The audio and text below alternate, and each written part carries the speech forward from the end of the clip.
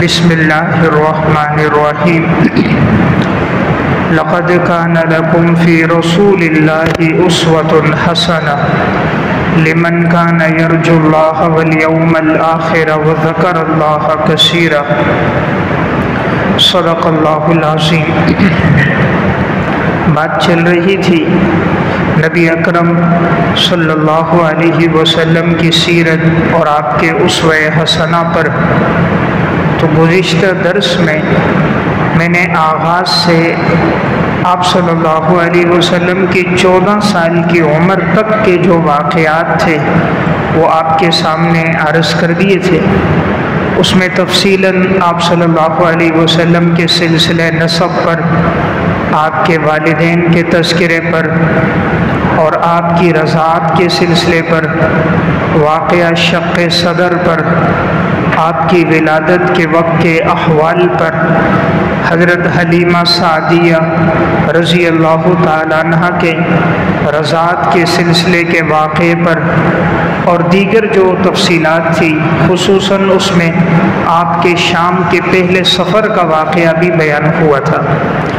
تو رسول اللہ صلی اللہ علیہ وسلم کی جب عمر مبارک 14 سال کی ہوئی تو اس وقت ایک واقعہ پیش آیا جس کو کہا جاتا ہے حرب الفجار۔ حرب کہتے ہیں جنگ کو، اور فجار کا معنی ہے اس مہینے میں یہ جنگ واقع ہوئی کہ جس میں عرب کے ہاں جنگ کرنا جائز نہیں تھا۔ عرب کے لوگ 4 مہینوں میں لڑتے نہیں تھے، ذی قعدہ، ذی الحجہ، محرم اور رجب۔ ان 4 مہینوں کو یہ لوگ اشہر حرم کہتے تھے اور اس میں لڑنے کو بڑا گناہ سمجھتے تھے۔ تو یہ جو جنگ ہوئی وہ ان 4 مہینوں کے درمیان ہوئی، اور اس جنگ کا سبب یہ بنا، عرب کے لوگ عموماً ذی قعدہ کے شروع سے لے کر ذی الحجہ کی 20 تاریخ تک، یعنی تقریباً پونے 2 مہینے یہ لوگ جمع ہوتے تھے، اور اس وقت 3 میلے لگتے تھے، ایک عکاظ، ایک ذو المجاز اور ایک مجنہ۔ یہ 3 بڑے بازار تھے جس میں عرب کے لوگ جمع ہوتے، اور جب حج کے ایام شروع ہو جاتے تو اس کے بعد پھر یہ بازار لگتا، اور جب حج ختم ہوتا تو پھر یہ لوگ جمع ہوتے، ہر قبیلے کے لوگ آتے، اور ہر قبیلے والا اپنے قبیلے کے مفاخر، محاسن، اپنے آباء و اجداد کا تعارف، ان کی لڑی ہوئی جنگوں کا تذکرہ کرتا اور ان کے شجاعت اور بہادری کے واقعات سناتے، اور جو انہوں نے دوسری قوموں کو شکست دی ان کے واقعات بیان کرتے۔ تو یہ جنگ چونکہ ان مہینوں میں پیش آئی جن مہینوں میں لڑائی ان کے ہاں بھی ناجائز تھی، اس لیے اس جنگ کا نام پڑا حرب الفجار۔ جس وقت یہ جنگ ہوئی اس وقت رسول اللہ صلی اللہ علیہ وسلم کی عمر 14 سال کی تھی، تو آپ علیہ السلام نے اس میں بحیثیت جنگ کی شرکت نہیں کی، آپ اس میں شریک نہیں ہوئے۔ آپ کے چچاؤں نے جب آپ پر زیادہ کوشش کی کہ آپ شریک ہوں تو حضور صرف گئے ہیں لیکن آپ لڑے نہیں ہیں۔ اس جنگ میں باقاعدہ آپ نے لڑنے میں شرکت نہیں کی۔ زیادہ سے زیادہ جو روایت میں تذکرہ آتا ہے وہ آپ نے تیر اپنے چچا کو دیے ہیں، اس سے زیادہ آپ نے اس جنگ میں شرکت نہیں کی۔ اسی 14 سال کی عمر میں ایک اور واقعہ پیش آیا جس کو حلف الفضول کہا جاتا ہے۔ یہ ایک معاہدہ آپس میں طے ہوا تھا۔ معاہدہ یہ تھا کہ اس وقت ایک شخص اپنی قیمت کے مطالبے کے لیے آیا، تو مشرکین میں سے ایک شخص نے کہا میں آپ کو قیمت نہیں دوں گا، آپ کی جو مبیع اور سامان ہے میں اس کا ثمن آپ کو نہیں دوں گا۔ تو وہ شخص روتے ہوئے آپ صلی اللہ علیہ وسلم کے چچا کے پاس آیا، اور اس نے آ کر یہ کہا کہ انہوں نے مجھ سے سامان خریدا ہے اور میرے سامان کے مجھے پیسے نہیں دے رہے۔ تو یہ شخص مظلوم تھا، تو حضور کے جو چچا تھے انہوں نے تمام قبیلوں کے لوگوں کو جمع کیا کہ ہم سب کو ایک پلیٹ فارم بنانا چاہیے کہ ہم مظلوموں کی مدد کریں اور ظالم کا ہم ساتھ نہ دیں۔ اس طرح آج ایک پہ ظلم ہوا، کل دوسرے پہ ظلم ہو رہا ہے، تو طاقتور لوگ ظلم کرتے آ رہے ہیں۔ تو اس معاہدے کے اندر جب یہ طے ہو رہا تھا تو اس وقت 3 آدمی تھے، تینوں کے نام میں فضل تھا۔ ایک کا نام تھا فضل بن فضالہ، دوسرے کا نام تھا فضل بن عبید، تیسرے کا نام تھا فضل بن حارث۔ تو تینوں کے نام میں لفظ فضل تھا، اس مناسبت سے اس کو حلف الفضول کہا جاتا ہے، یعنی وہ معاہدہ کہ جس کو فضل نام کے لوگوں نے آپس میں طے کیا۔ یہ جب معاہدہ ہو رہا تھا تو عبداللہ بن جدعان کے گھر پہ یہ معاہدہ طے ہوا، ایک دعوت رکھی گئی، دعوت میں عرب کے جو اہم قبیلوں کے لوگ تھے وہ شریک ہوئے، اور اس میں یہ بات طے ہوئی کہ آئندہ ہم مظلوم کا ساتھ دیں گے، ظالم کا ساتھ نہیں دیں گے، اور مظلوم کا حق جس پر ہوگا ہم اس کو دلائیں گے، اور ظالم اگر اپنے اس سے باز نہ آئے تو ہم اس کے ساتھ قطع تعلقی کریں گے، بے و شرع نہیں کریں گے، ان پر سختی کریں گے۔ تو آپ علیہ السلام اس معاہدے میں اس لیے شریک ہوئے کہ چونکہ ایک اچھا معاہدہ تھا، خیر کا معاہدہ تھا، اس میں یتیموں کو، بے بسوں کو، مظلوموں کو ان کا حق دلانا تھا، اس لیے رسول اللہ صلی اللہ علیہ وسلم اس معاہدے میں شریک ہوئے۔ تو بھی آپ کی زندگی کا یہ سفر چل رہا تھا، یہاں تک کہ شام کا دوسرا سفر پیش آیا۔ یہ دوسرا سفر جب آپ صلی اللہ علیہ وسلم کی عمر مبارک تقریباً 25 سال تھی تو اس وقت آپ نے شام کا دوسرا سفر کیا۔ اس سفر کا سبب یہ بنا، حضور کی امانت داری، دیانتداری کا تذکرہ مکہ میں ہو چکا تھا، مکہ کے لوگ بڑے متاثر تھے۔ اس وقت سب سے مالدار خاتون مکہ کے اندر حضرت خدیجہ رضی اللہ تعالیٰ عنہ تھی۔ تو جب انہیں آپ علیہ السلام کی امانت، دیانت، صداقت کا پتہ چلا تو انہوں نے چاہا کہ ان کا جو تجارت کا سامان ہے وہ حضور کے ذریعے شام کی طرف بھجوائیں تاکہ مال تجارت میں ان کو نفع ہو۔ تو انہوں نے آپ صلی اللہ علیہ وسلم کی طرف پیغام بھیجا کہ اگر آپ میرا سامان تجارت لے کر جائیں تو اس میں جو نفع ہوگا میں اس میں آپ کو اپنے ساتھ شریک رکھوں گی۔ تو حضرت خدیجہ کے غلام تھے میسرہ، وہ آئے، آپ صلی اللہ علیہ وسلم سے بات کی تو حضور اس پہ راضی ہو گئے۔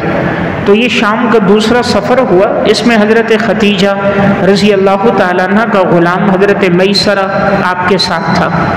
اس سفر میں انہوں نے بہت سے اہم واقعات دیکھے جو انہوں نے واپس آ کر حضرت خدیجہ کو بتائے۔ تو اس کے بعد حضرت خدیجہ نے رسول اللہ صلی اللہ علیہ وسلم سے نکاح کیا تھا۔ سفر میں یہ پیش آیا کہ حضرت میسرہ خود کہتے ہیں کہ میں جہاں کہیں ہوتا میں دیکھتا کہ اگر آپ صلی اللہ علیہ وسلم پر دھوپ لگنے لگتی تو میں دیکھتا تو بادل آپ پہ سایہ کر دیتے، آپ کسی درخت کے نیچے جاتے تو درخت کی شاخیں ایک دم یوں بکھر جاتی اور آپ کے اوپر سایہ ہو جاتا۔ پورے سفر میں کوئی جھگڑے کا، گالم گلوچ کا، لڑائی کا کوئی واقعہ پیش نہیں آیا۔ یہاں تک کہ جب شام پہنچے تو اس وقت ایک راہب تھا جس کو نستورہ راہب کہتے ہیں۔ یہ نستورہ اپنے عبادت خانے کے اوپر چڑھ کے دیکھتا تھا۔ تو ایک دفعہ اس نے دیکھا کہ جب آپ صلی اللہ علیہ وسلم یہاں تجارت کے لیے آئے، حضور ایک درخت کے نیچے بیٹھے، تو یہ فوراً اپنے عبادت خانے سے نیچے اترا اور یہ آ کر آپ صلی اللہ علیہ وسلم سے ملا، اور اس نے کہا اس درخت کے نیچے عیسیٰ علیہ السلام کے بعد سے لے کر اب تک کوئی نہیں بیٹھا، اور اس درخت کے نیچے نبی ہی بیٹھتے ہیں، اور مجھے یہی لگتا ہے آپ ہی آنے والے امت کے پیغمبر آپ ہی ہو۔ آپ صلی اللہ علیہ وسلم کی جو علامات انہوں نے دیکھی تھیں اپنی کتاب میں، تو ان علامات سے انہوں نے حضور کا اندازہ لگا دیا تھا۔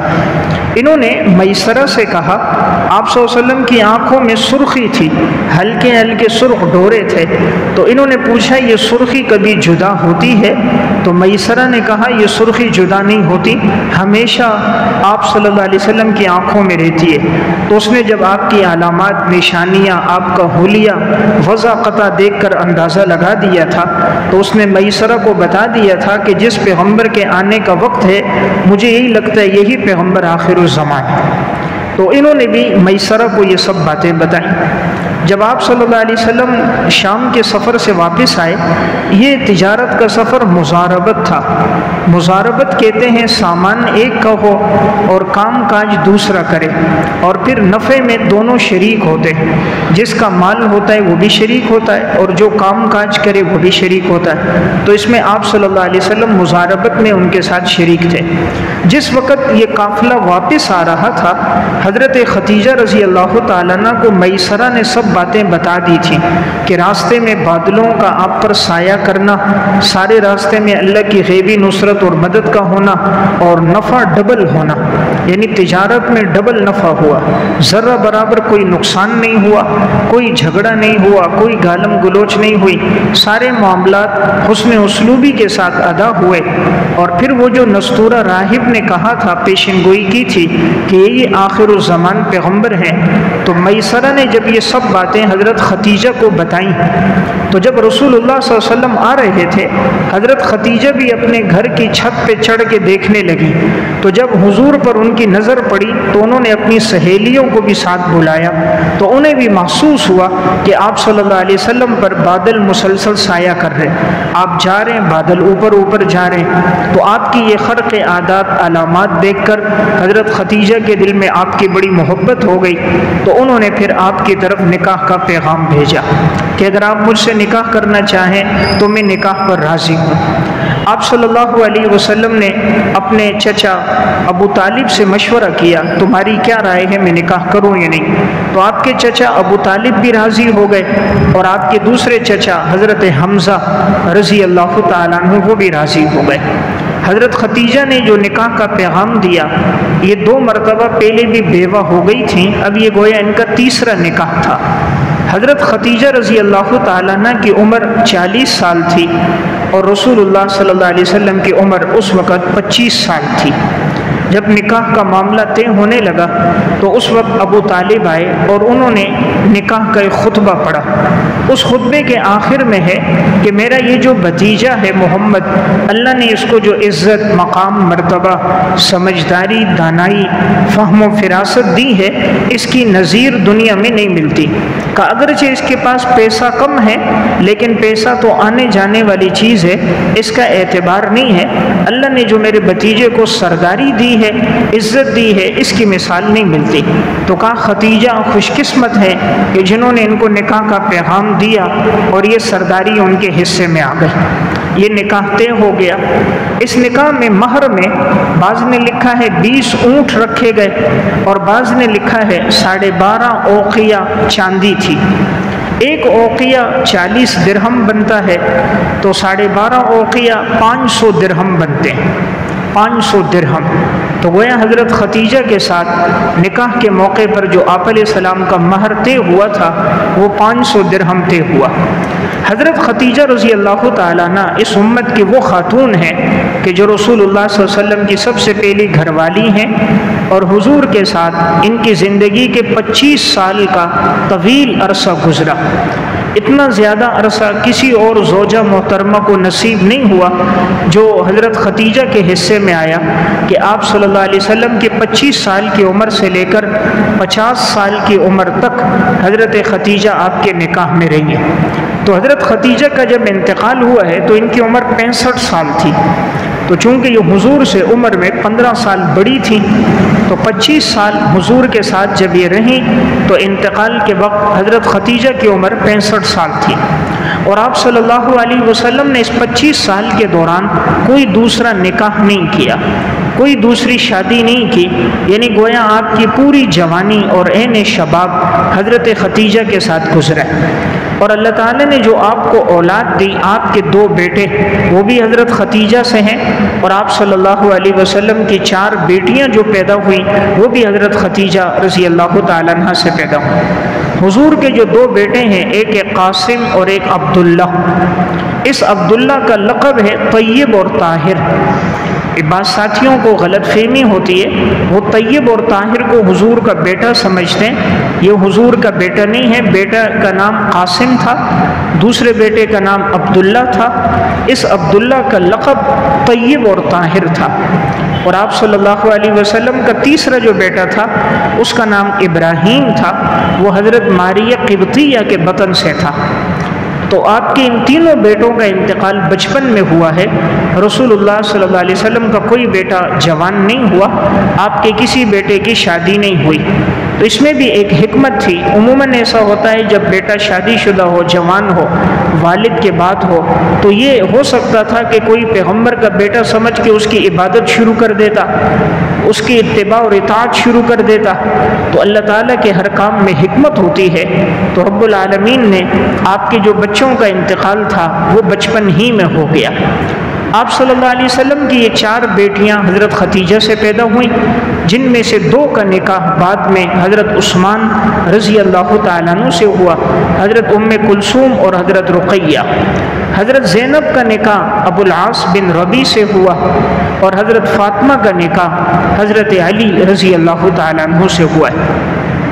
یہاں پر ایک بات یاد رکھیں، ایک تو حضرت خدیجہ کی آپ صلی اللہ علیہ وسلم سے محبت کتنی ہے کہ انہوں نے سارا مال حضور کی خدمت میں پیش کر دیا، جتنا مال تھا حضور کو دیا کہ آپ اس کو اپنی منشا کے مطابق جہاں چاہیں استعمال کریں۔ تو آپ صلی اللہ علیہ وسلم نے حضرت خدیجہ کا سارا مال دین کی آبیاری میں، دین کی نشر و اشاعت میں آپ نے وہ سارا مال لگایا۔ تو اس خاتون کی بڑی خوش قسمتی ہے، اور حضرت خدیجہ رضی اللہ تعالیٰ عنہ وہ خوش قسمت خاتون ہیں کہ جن کو اللہ کا سلام آیا، یعنی امت میں یہ اعزاز کسی کو نہیں ملا۔ حضرت عائشہ رضی اللہ تعالیٰ عنہ ان کے لیے سلام حضرت جبرائیل علیہ السلام کا آیا ہے، اور حضرت خدیجہ کی چونکہ قربانی بہت بڑی تھی، اپنی ساری زندگی کا سب سرمایہ حضور پہ لگایا، ہر موقع پر آپ کو تسلی دی، مشکل وقت میں ساتھ دیا، سب سے پہلے ایمان لے کر آئیں، تو اللہ کے ہاں بھی ان کا بڑا مقام تھا۔ ان کے انتقال کے بعد بھی رسول اللہ صلی اللہ علیہ وسلم جب ان کا تذکرہ فرماتے تو فرماتے خدیجہ تو خدیجہ تھی، اور یہاں تک کہ اگر آپ بکری بھی ذبح کرتے تو حضرت خدیجہ کی جو سہیلیاں تھیں ان کے گھر میں بھی آپ گوشت بھیجا کرتے تھے، اور جب ان کا تذکرہ ہوتا تھا تو رسول اللہ صلی اللہ علیہ وسلم کی حالت تبدیل ہو جاتی کہ خدیجہ کے ساتھ آپ کی زندگی کا ایک طویل عرصہ بہت اچھا گزرا۔ تو جب کسی غمخوار بیوی کے ساتھ زندگی کا ایک عرصہ گزر جائے جو خوشی اور غم میں ساتھ دینے والی ہو، ہر موقع پر ساتھ دے، تو اس وقت ایک شوہر کو اس سے بڑی عقیدت ہوتی ہے، اور جبکہ گھر والی بھی حضرت خدیجہ جیسی نہایت فہم و فراست والی دانا اور سمجھدار ہو تو پھر اس کا کیا کہنا۔ یہاں اب ایک بات سمجھیں، بعض لوگ مستشرقین جیسے غیر مسلم لوگ ہیں، یہ لوگ اعتراض کرتے ہیں کہ رسول اللہ صلی اللہ علیہ وسلم نے شادیاں زیادہ کی، تو معاذ اللہ اس بات کو لے کر یہ کہتے ہیں کہ مسلمانوں کے پیغمبر نے زیادہ نکاح کیوں کیے؟ تو ایک اشکال کرتے ہیں، اس کا جواب یہ ہے، دیکھیں آپ صلی اللہ علیہ وسلم اگر چاہتے تو آپ نکاح کرتے کنواری لڑکیوں سے، اور آپ کو ہر ایک لڑکی دینے کے لیے تیار تھا، آپ کے صحابہ تھے، وہ تو آپ کا لعاب دہن نیچے گرنے نہیں دیتے تھے، آپ کے جسم سے مس ہونے والے پانی کو نیچے نہیں گرنے دیتے تھے، آپ کے پانی کو اپنی ہتھیلیوں پہ لے کر اپنے جسم اور چہرے پہ ملتے تھے، آپ کے اشاروں پہ جان دینے والے تھے۔ حضور اگر فرماتے تو حضرات صحابہ اپنی کنواری بیٹیاں نکاح میں دے دیتے، لیکن رسول اللہ صلی اللہ علیہ وسلم نے صرف حضرت عائشہ رضی اللہ تعالیٰ عنہ کہ جو آپ کے نکاح میں آئیں تو وہ کنواری تھیں، باقی آپ کی جتنی بھی گھر والیاں تھیں ازواج مطہرات وہ سب کی سب بیوہ تھیں، سب کی سب بیوہ تھیں، شادی شدہ تھیں پہلے سے۔ تو اگر معاذ اللہ مقصود خواہش ہوتی تو آپ تو کنواری لڑکیوں سے نکاح کرتے، لیکن آپ نے کئی کنواریوں سے نہیں کیا۔ نمبر 2، مقصود اگر خواہش ہوتی تو آپ نے جو سب سے پہلا نکاح کیا 25 سال کی عمر میں، جبکہ آپ کے عین شباب اور جوانی تھا، اور پھر آپ نے 25 سال تک کوئی اور نکاح نہیں کیا، یعنی آپ کی عمر مبارک 50 سال ہو گئی، اس وقت تک آپ کی ایک ہی بیوی ہے حضرت خدیجہ۔ تو اگر نکاح کرنا ہوتا اس شباب کے زمانے میں، اس جوانی کے زمانے میں، رسول اللہ صلی اللہ علیہ وسلم زیادہ سے زیادہ نکاح کرتے۔ 50 سال تک تو عموماً انسان کے شباب کا دور اب نہیں رہتا، حضور کے جو نکاح ہیں وہ اس کے بعد ہیں۔ حضرت خدیجہ کے انتقال کے بعد آپ صلی اللہ علیہ وسلم نے نکاح کیا حضرت سودا رضی اللہ تعالیٰ عنہ سے، وہ بھی بیوہ تھی، اور وہ نکاح کا مقصد تھا کہ ایسی بیوہ عورت، بڑی عمر والی عورت، تجربہ کار عورت کہ جو حضور کی بیٹیوں کی پرورش کر سکے۔ اب گھر میں 4 بیٹیاں تھیں تو اب ضرورت تھی ایسی تجربہ کار عورت ہو جو بچیوں کو آج کے الفاظ میں کھانا پکانا، گھر کے کام کاج، گھر کے رہن سہن، دیگر ضروریات اور زندگی گزارنے کا طریقہ بتا سکیں۔ تو آپ نے دوسرا نکاح حضرت سودا رضی اللہ تعالیٰ عنہ سے کیا۔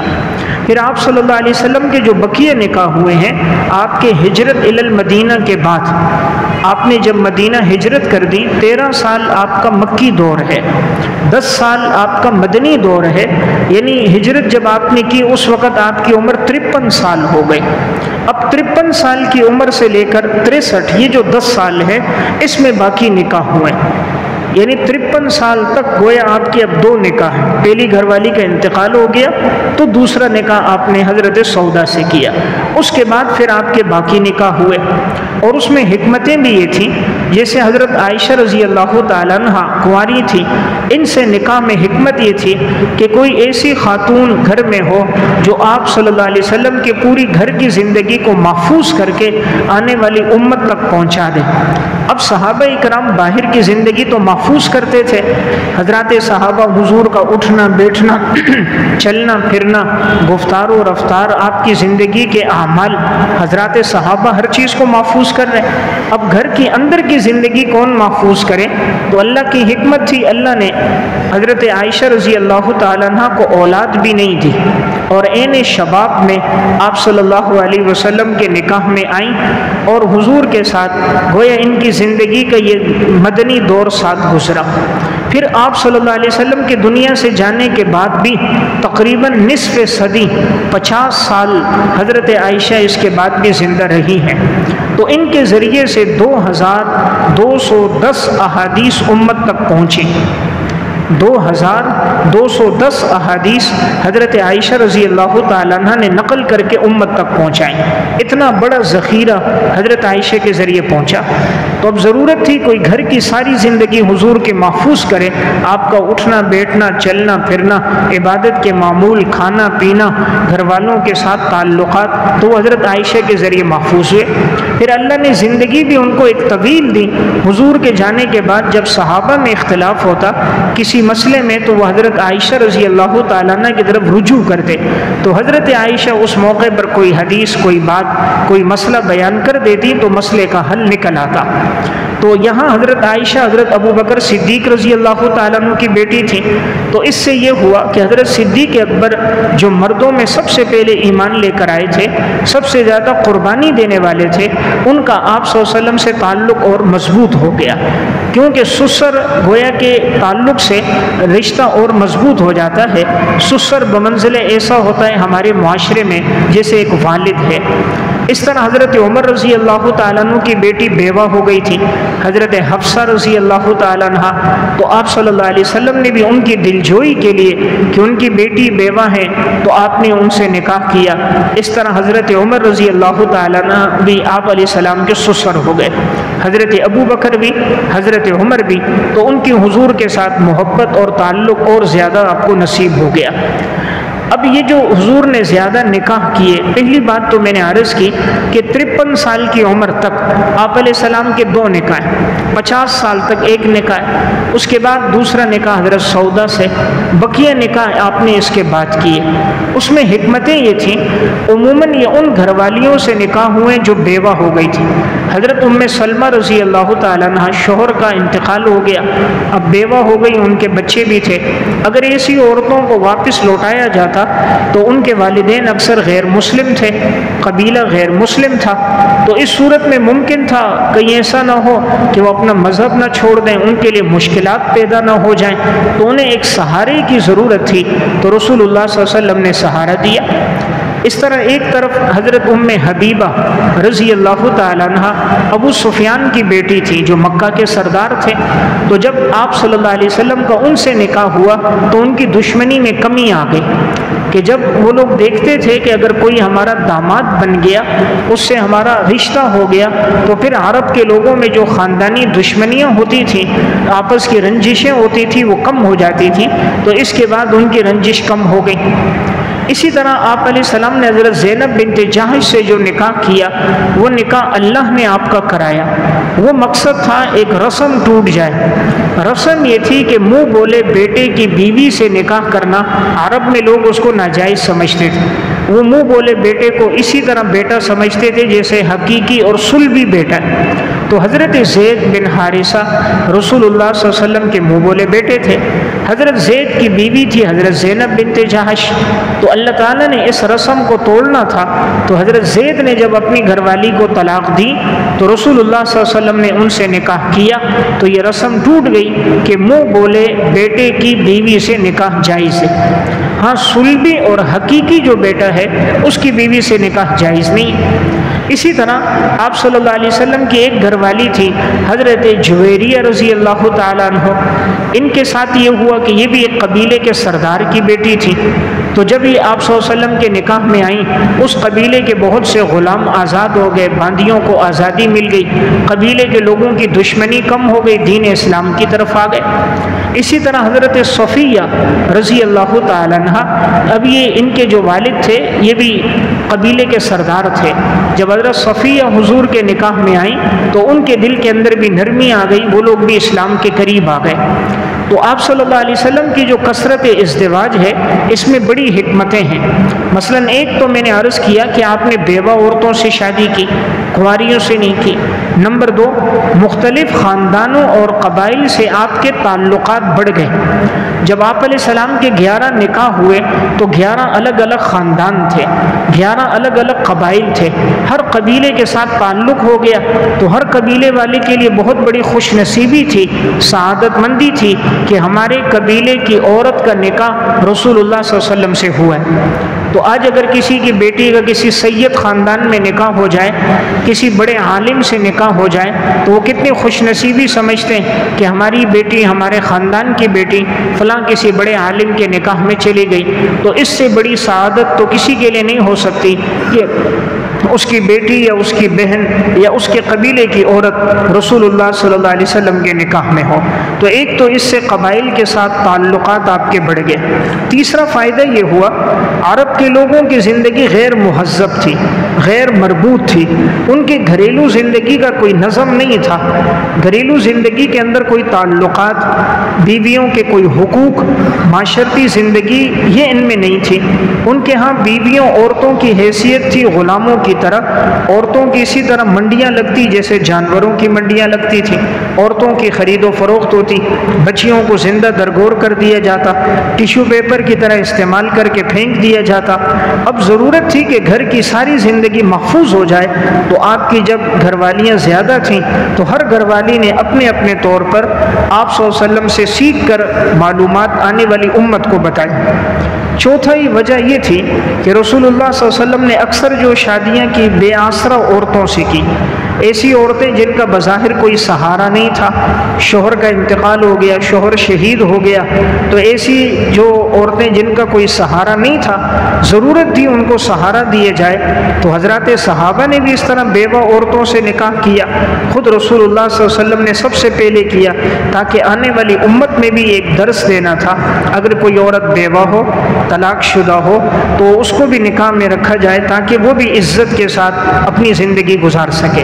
آج ہمارے معاشرے میں اگر کسی عورت کو طلاق ہو جائے، شوہر کا انتقال ہو جائے، تو عموماً اس سے نکاح نہیں کیا جاتا۔ اب اس بیوہ کے لیے زندگی گزارنا بڑی مشکل ہوتی ہے۔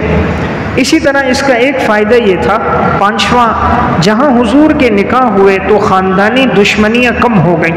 پہلے دشمنیاں زیادہ ہوتی تھی، جب نکاح ہو جاتا تو وہ لوگ اس کی رعایت رکھتے، پھر اس کی وجہ سے ان کی دشمنی میں، عداوت میں کمی آ جاتی تھی۔ اسی طرح ایک فائدہ جو میں نے عرض کیا، جو رسومات تھی وہ ختم ہو گئیں، جیسے حضرت زید کی گھر والی سے نکاح ہوا تو ایک باطل رسم ختم ہو گئی۔ ایک فائدہ یہ ہوا، اب حضور کی گھر والیاں جب گھروں میں ہوتی تو ہر قبیلے کی عورتیں آ کر اپنے قبیلے کی عورت سے سیکھتی تھی، تو گویا گھر میں 9 بیویاں ہیں تو 9 کلاسیں لگ گئیں۔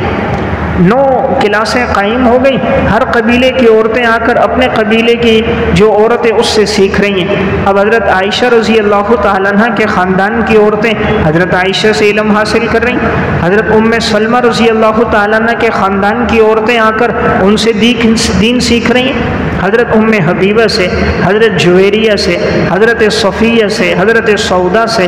تو مختلف خاندانوں کی ہر ایک آتی تو اپنے خاندان کی عورت کے ساتھ تعلق تھا، قرب تھا، دل لگی تھی، تو اس وجہ سے وہ ان سے سیکھتی تو دین زیادہ پھیل گیا، تو دین زیادہ آگے بڑھتا گیا۔